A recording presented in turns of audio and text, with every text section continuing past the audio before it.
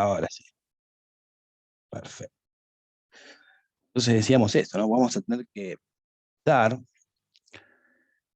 cómo instalar este equipo, ¿cierto? Puede ser en cualquier lugar el resonador, puede estar en cualquier sitio. Me refiero no al edificio en sí, sino también cómo es el entorno de ese edificio, ¿cierto? Porque el resonador es, en definitiva, es como un laboratorio grande, o sea, pero a su vez también es muy sensible, es una máquina muy, muy sensible, en la cual lo que va a terminar haciendo es ir todas esas señales de radiofrecuencia para después transformarlas en energía eléctrica y ponerlas en una imagen. Entonces, necesitamos que todo el entorno, diríamos, más allá de la sala en sí de resonancia, quede siempre, digamos, bajo la órbita de ciertos parámetros. Entonces, ¿qué es lo que se hace? Generalmente se recurren a ingenieros ambientales y demás tipos para que hagan mediciones de campos magnéticos ambientales, por ejemplo. Supongamos lo siguiente, tenemos un resonador, lo queremos instalar, y resulta que a unos metros o por encima de esto pasan líneas de media tensión, ¿sí? Cables de líneas de media tensión, los cuales, como otro principio físico que también vamos a estudiar, cuando hay un conductor y ese conductor pasa energía eléctrica, pasan electrones, se generan campos magnéticos alrededor de ese cable. Entonces, esos campos magnéticos pueden de alguna forma interferir con el resonador. Entonces se recurre a que si hay líneas de alta tensión y demás, se los puede correr por otra parte. Son, aquí le doy una pregunta que dice, me tomó por sorpresa el botón denominado quench, que se utiliza para cuando hay pérdidas de hielo, de helio. ¿Se puede dar? Sí, se puede dar. El quench, como para hacerlo general, es lo que se denomina el cambio, diríamos, brusco de un estado del helio, que se encuentra líquido en los resonadores superconductivos, a gaseoso. Los quench pueden ser espontáneos, pueden suceder porque sí, o voluntarios. Nosotros tenemos un botón que podemos hacer un quench, ¿cierto? Ese botón de quench, para hacer ese quench, la única justificación adecuada para eso es que haya riesgo de vida del paciente si está dentro del resonador. O sea, cualquier otro problema, hay un incendio, y si un incendio se acerca al resonador, hay que hacer también un quench voluntario. Esa es una parada de emergencia, ya vamos a ver por qué, ahí está entendiendo recién resonancia. Todo ese criógeno que está ahí adentro va a cambiar muy rápido, entonces de su estado, va a generar un volumen impresionante de gas. Entonces ese volumen impresionante de gas, lo que va a hacer a un frío todavía, puede ser muy peligroso. ¿Por qué? Porque primero asfixia, segundo quema el frío y demás. Sí, sí, hay botones, los quench botones, y recuerden, la única forma de hacer un quench es que haya riesgo de vida del paciente. Un ejemplo que puede suceder, supongamos que meten una camilla en el medio, ustedes están recostando al paciente, lo están acomodando, le están apuntando ahí, y de repente sale algo despedido hacia el resonador. ¿Por qué? Porque no se siguieron las normas o los protocolos de bioseguridad correspondientes, y el paciente quedaría atrapado ahí adentro. Entonces ahí la única forma de bajar el campo magnético es dando un quench. Bueno, continuamos aquí. Está la resonancia, que también vamos a mencionar algo del quench cuando veamos el equipo. Decíamos, entonces, mediciones ambientales. Estas mediciones ambientales de cables de alta tensión, cualquier interferencia magnética que haya con el medio circundante. Por otra parte también vamos a ver que no haya vías férreas, que no hayan vibraciones también que puedan alterar, ¿sí?, el funcionamiento del equipo. Entonces, todas estas medidas y demás se tienen que estudiar previamente una vez que se va a emplazar el resonador. Otro, vamos a encontrar siempre los resonadores en los sitios bajos, en plantas bajas, en subsuelos.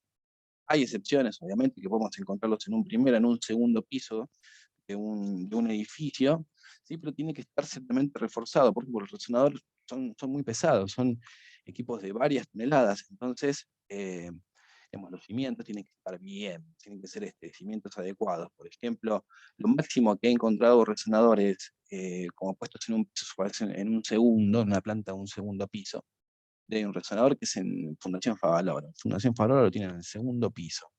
en Buenos Aires. Bueno, dicho todo esto, ahora sí vamos a hablar de lo que es la sala de resonancia, la consola y también lo que se denominan salas de controles de gradiente. Acá lo pueden ver, hago una distinción, y sala seca y sala húmeda, ¿cierto? Tenemos esas dos distinciones porque a fines prácticos vamos a entender que en la sala seca no vamos a encontrar ningún circuito de refrigeración y en la sala húmeda sí. Ya vamos a ver cuáles son. Bueno, lo primero que tenemos que darnos, digamos, a la idea de que cuando se emplaza un resonador, lo que vamos a buscar es que ese resonador siempre esté en el centro de la sala. ¿Mm? Con lo que veníamos hablando, de que son equipos muy delicados, que son, de alguna forma se interfieren mucho en la imagen, tienen que ser muy precisas todas las medidas y demás, nos encontramos con que hay que aislar esa sala del entorno, ¿cierto? No vamos a querer que esa sala de resonancia, por ejemplo, entren ondas de radiofrecuencia del exterior, como ondas de radio, ondas de televisor, que estas pueden ser, pueden interferir en la imagen. Entonces, una de las principales medidas o formas o la arquitectura de una sala de resonancia es la jaula de Faraday. La jaula de Faraday lo podemos describir como una especie de, diríamos, hacia el externo, ¿no? Un recubrimiento de madera al cual se le aplican todas unas láminas de cobre o de aluminio, en todo, en el piso, en las paredes laterales y en el techo. ¿Mm? La jaula de Faraday, lo que van a ver, o la función de esa jaula de Faraday, es que las ondas de radiofrecuencia del exterior no ingresen dentro del resonador. Entonces, ¿qué es lo que va a suceder? Por ejemplo, si ustedes entran con un teléfono, para hacer un ejemplo, ¿no? Entran con un teléfono al resonador, quieren hacer una llamada y no pueden. ¿Por qué? Porque la jaula de Faraday, el metal, absorbe las ondas de radiofrecuencia, en realidad las ondas electromagnéticas, por lo tanto, no habría señal dentro de la sala. Entonces, primera medida, primer punto importante a entender, ¿sí? Jaula de Faraday. La jaula de Faraday es este revestimiento de cobre, de aluminio, que sirve para aislar el resonador, ¿sí? Y que las ondas de radiofrecuencia o cualquier onda electromagnética del exterior no ingrese dentro del equipo. Entonces, como la resonancia magnética interviene en un fuerte campo magnético y ondas de radiofrecuencia, es de vital importancia que dentro de la sala no haya ondas electromagnéticas parásitas. ¿Por qué? Para interferir en la imagen. ¿Y cómo interferiría en la imagen? Por ruido. Sería una imagen que se encontraría con ruido, una imagen no diagnóstica o por lo menos no funcional. Eh, Después, en cuanto a mobiliaria, demás, por ejemplo, podemos mirar aquí estas fotos, generalmente todo es de madera, suele ser todo de madera. Si bien puede haber algunos elementos metálicos lejos del equipo, lo que podemos mencionar de este equipo en particular, que estamos con un Filicon Ingenious, fíjense este codito que está acá arriba, que sale hacia arriba. Esto que está acá es una salida al exterior. ¿Por qué hay una salida al exterior acá?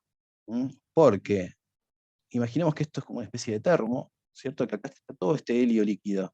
La pregunta que hacía el compañero, un quench, ¿sí? Si se produce un quench, todo ese gas va a ir hacia arriba, pero el volumen es tan grande del cambio de degradación de la materia, de degradación de la materia, imagínense, son aproximadamente 500 litros de helio que puede ingresar dentro del resonador. Y hay ese cambio, si se produce ese cambio de degradación, aproximadamente 700 veces aumenta el volumen. O sea, y multipliquen 500 por 700 el volumen, entonces es una cantidad de gas enorme y se ve el gas blanco como baja. Pueden fijarse, pueden buscar, inclusive en YouTube hay algunos videitos que muestran un quench, cómo se ve un quench. Entonces, todos los equipos superconductivos que tienen helio, siempre esa salida de gas hacia el exterior. Otra cosa Una que, pregunta. sí, ¿Qué es lo que puede, hola, ¿qué tal? Voy a hacer otra. ¿Qué es lo que puede desencadenar a una fuga de helio, lo que puede provocar? O sea, ¿qué es lo que puede desencadenar que se produzca? cuando son espontáneos generalmente se dan por fallas en válvulas. El simple Ujú. deterioro del equipo hace que se fallen válvulas que hacen que ese vacío que está dentro, digamos, el criógeno pierda ese vacío y cambia el estado, aumenta la temperatura. Eso es lo que pasa. El helio líquido, para que se mantenga en estado líquido, tiene que estar a una temperatura súper baja. Son menos 269 grados centígrados o 4 grados Kelvin, ¿sí? O sea, casi en el cero, ¿no? Casi allá al fondo de la temperatura. Sí, el libro decía 273, pero perfecto. 273 es el absoluto, 269 tiene que ser. Y es 273 es el absoluto. Está un poquito por encima del cero absoluto. 269 tiene que ser. A ver, lo vamos a buscar igual. Bueno, a ver, lo que tenemos que entender es que está súper, súper frío. Y ese estado solamente se conserva con vacío dentro, digamos, de ese residuo. ¿Qué pasa? Cuando se pierde ese vacío, automáticamente la temperatura aumenta. Entonces el helio cambia de estado, pasa de líquido a gaseoso y se produce en una forma muy, muy rápida. Muy rápida. Esto, ¿cómo les decirlo? El riesgo que puede llegar a suceder es que también nosotros no veríamos el gas, pero todo ese volumen de gaseoso lo que hace es desplazar el aire respirable. Entonces, además de que es un gas frío, nos quita el oxígeno. Entonces hay riesgo de asfixia. Además, también otra cosa, puertas de los resonadores superconductivos, cuando uno ingresa al resonador superconductivo, tienen que abrirse hacia afuera. ¿Por qué? Porque si hay un quench, supongamos, espontáneo, con el paciente dentro del resonador, nosotros vamos a querer ingresar a la sala y no vamos a poder, porque aumentó muchísimo la presión en la sala. Entonces, quisiéramos abrir la puerta hacia adentro y no habría forma de abrirla. En cambio, para afuera es más fácil. En realidad, para abrirla, si se llega a ser para adentro, se tendría que romper algún acceso, alguna ventana, que es la ventana que nosotros veamos al paciente. Otra consideración en cuanto al quench. Si hay riesgo de vida, lo vuelvo a decir otra vez, ahí sí podemos hacer un quench nosotros, digamos, voluntario. Vamos a encontrarnos con que tenemos dos botones, son botones muy grandes, con una práctica, inclusive algunos tienen una llave, ¿sí? En los cuales nosotros apretamos ese botón y hacemos un quench voluntario. Pero ¿qué pasa? Cualquier cosa no vamos a hacer un quench. El botón no se toca a menos que haya un riesgo de vida. O que un incendio, veamos que se acerca hacia el resonador. En ese caso, sí, hacemos el quench. Ariel, perdón, una pregunta, ¿puedo? Claro, claro, claro. Si llega un paciente con un tatuaje en tórax, ¿no es cierto? Y tenés que hacer una resonancia en tórax. ¿Viste esos Sí. tatuajes que abarcan absolutamente toda la piel, que son hiper profundos, con color y todo eso? ¿Hay riesgo que el resonador le pueda quemar la piel? Y hay riesgo, hay riesgo. Como medida principal es preguntar cuánto tiene el tiempo del tatuaje. Es lo que pasa también a medida que va pasando el tiempo, las tintas de los tatuajes se hacen con todos extractos vegetales y demás. Muy pocas llevan óxido ferroso, que da coloración. ¿Sí? Pero algunas sí. Algunas tintas, sobre todo de color rojo, tienen óxido ferroso. Y ese óxido ferroso lo que hace es interactuar justamente con ese campo magnético, a su vez también la radiofrecuencia. Tienen que entender que las ondas de radio, ¿sí?, es energía. Y esa energía, ese componente ondulatorio, hace que también aumente la temperatura por depósito calórico. Entonces el paciente se puede quemar. ¿Qué hacemos en ese caso? Una bolsita, ponemos de suero. A ver, podría ser, en todo caso, que el paciente nos alerte.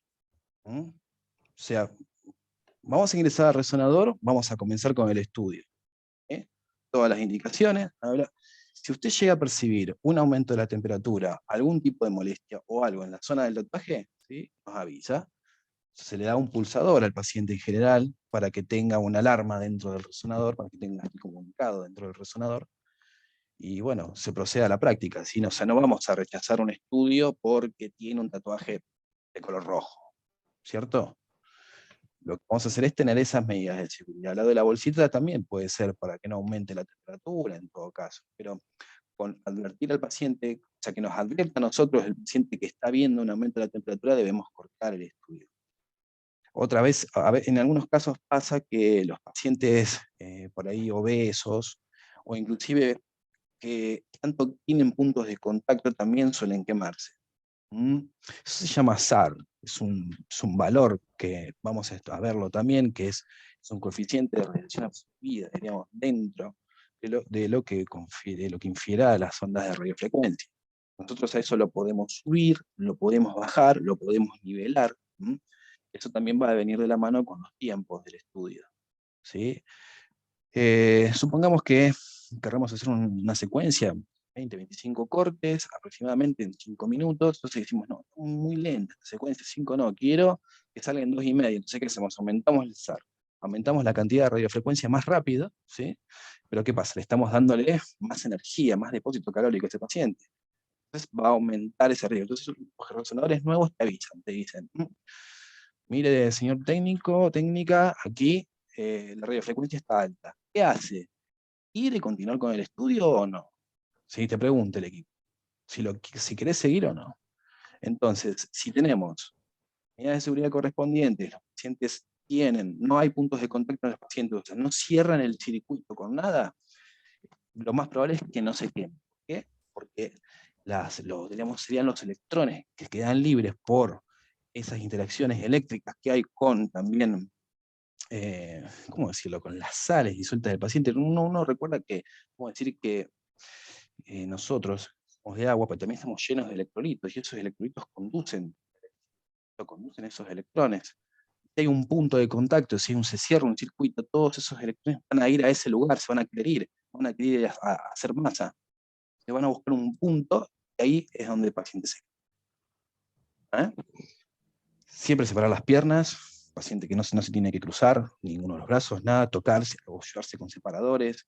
Tenemos un montón de tipos de bolsas, de cuñas, de fijaciones como para ayudar al paciente y prevenir justamente que...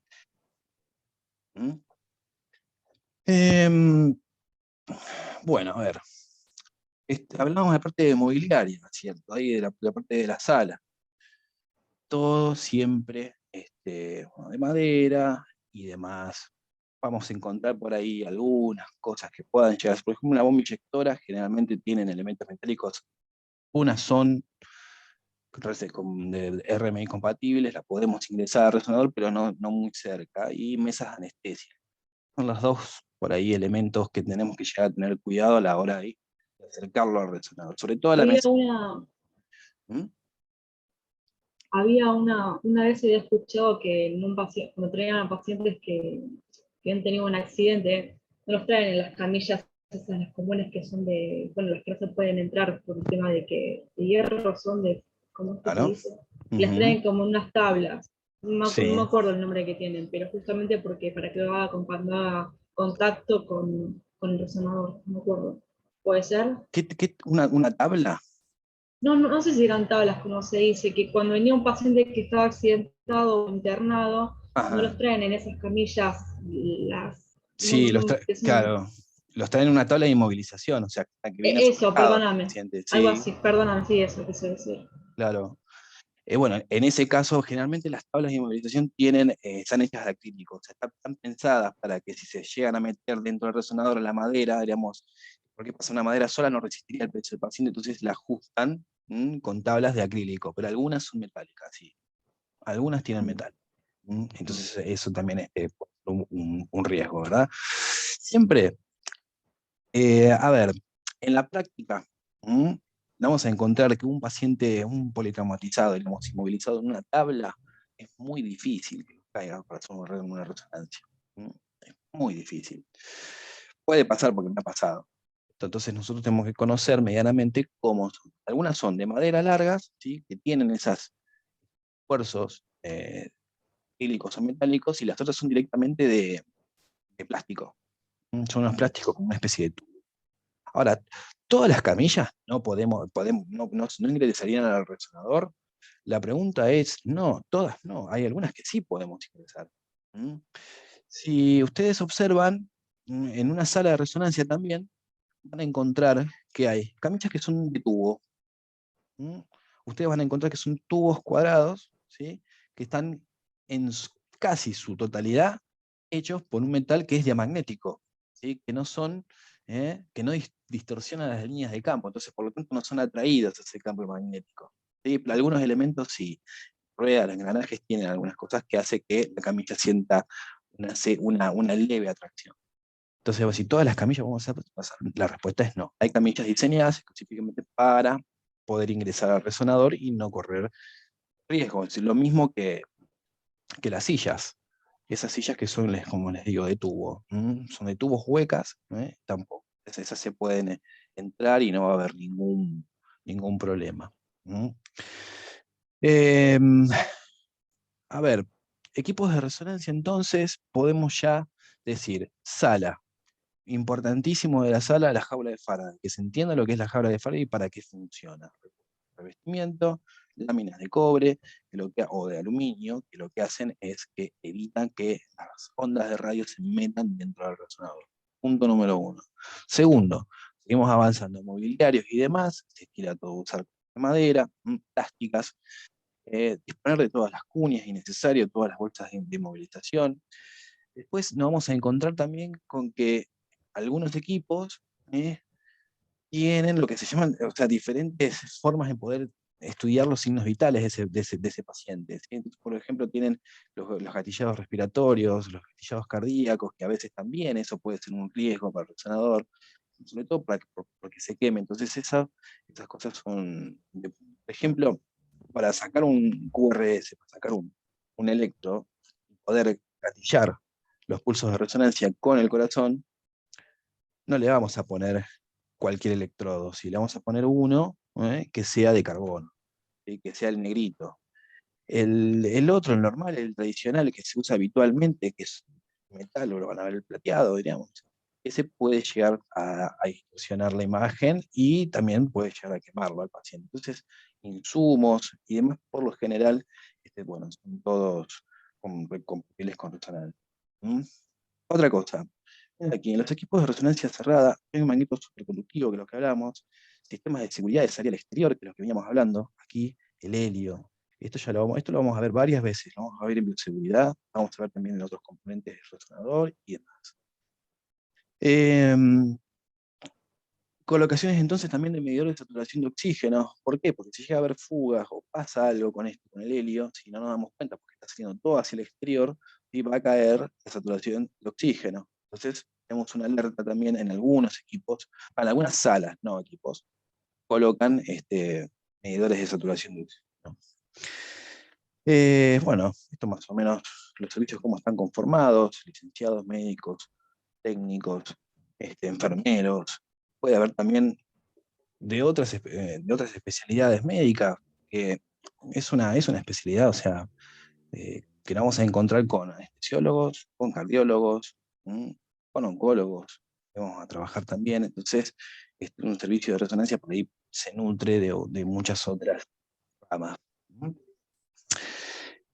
Bueno, otro punto, sala húmeda y sala seca, esto que habíamos hablado de ¿qué vamos a encontrar en una sala, en una sala seca? ¿Qué otra cosa va a haber?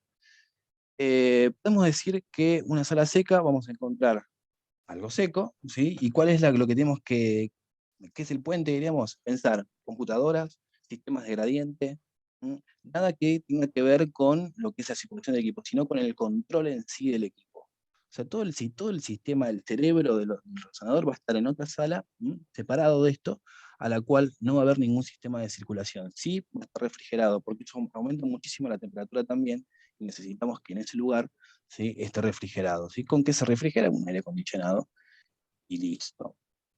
A la húmeda. En la sala húmeda ya no vamos a encontrar lo que se denominan chillers. Son los chillers. Es básicamente un sistema de bombeo de agua, que lo que hace es refrigerar los componentes del equipo. ¿Cierto? Baja la temperatura.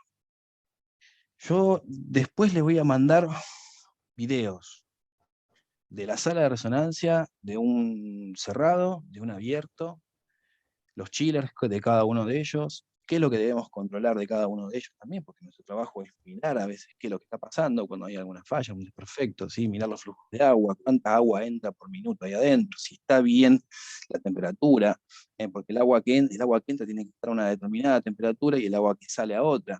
Entonces, si hay una parada del equipo, por ahí es que alguno de estos sistemas no está funcionando bien.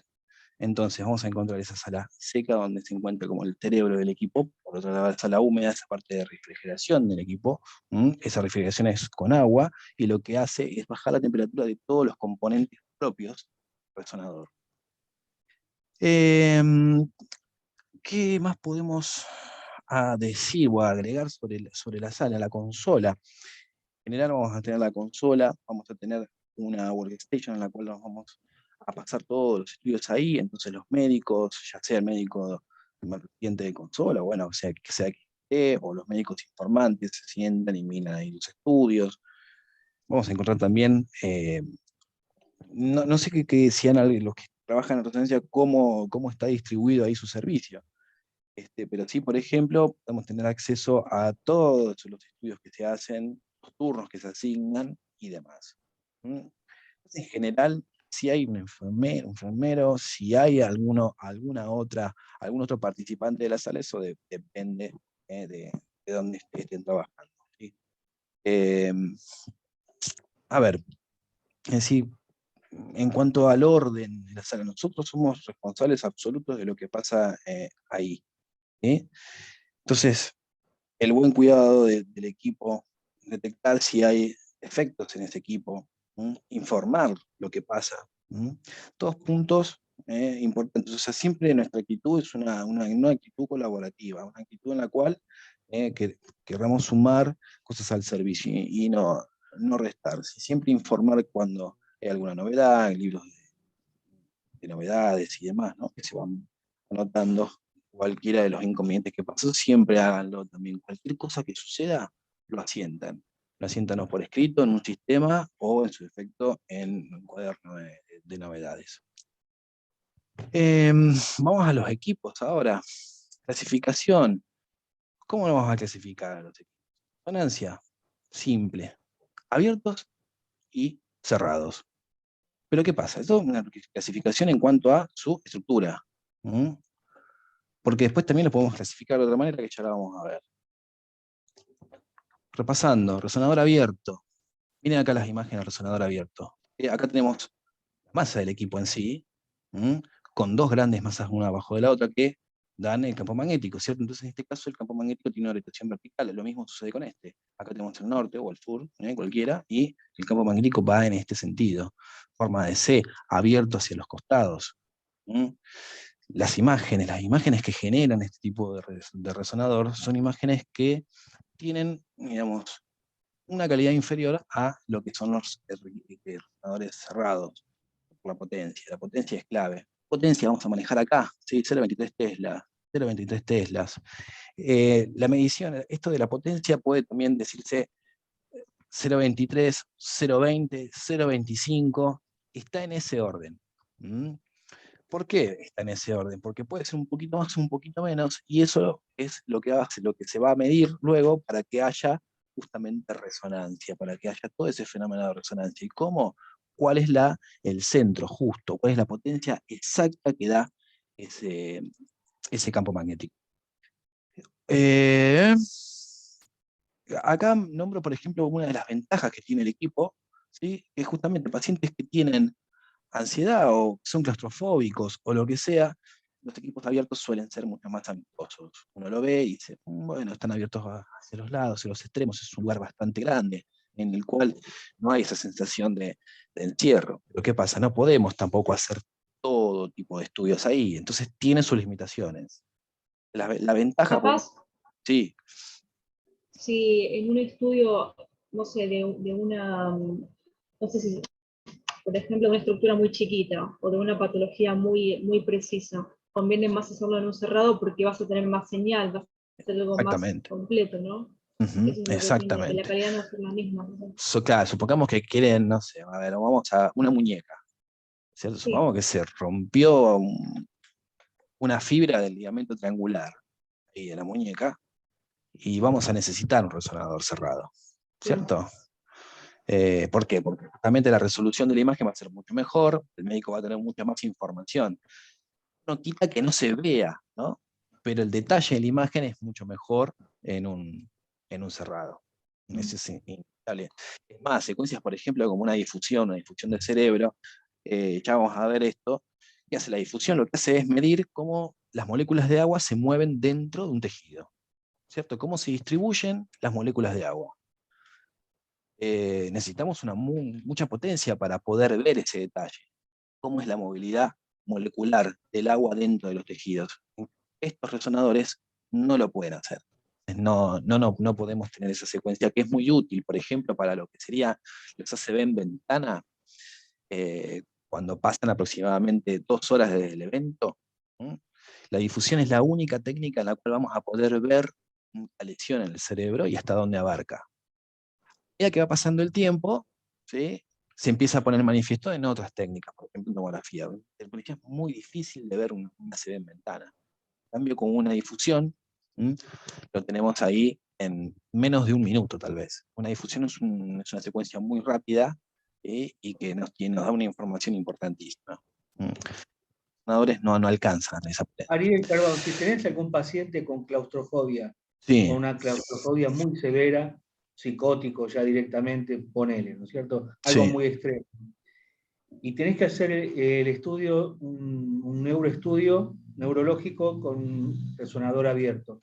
¿Se puede usar en el mismo resonador abierto alguna antena de radiofrecuencia o alguna bobina que nos ayude a intensificar la imagen? No, porque no va a depender de la bobina, lo que va a depender es de la intensidad de campo. Lo que te va a dar la señal o la resolución de una imagen es la intensidad del campo magnético y no la bobina.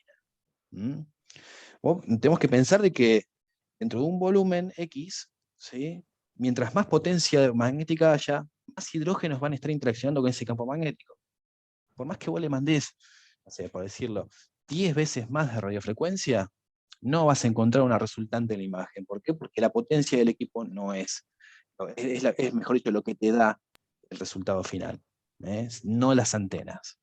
¿Ah? Es el campo magnético en sí del equipo Es el campo lo que me da magnético. la calidad de la imagen. Exactamente. Lo que podría llegar a suceder es que o que la bobina no funcione porque el equipo no la va a detectar, porque va a decir, ¿esta bobina de dónde vino?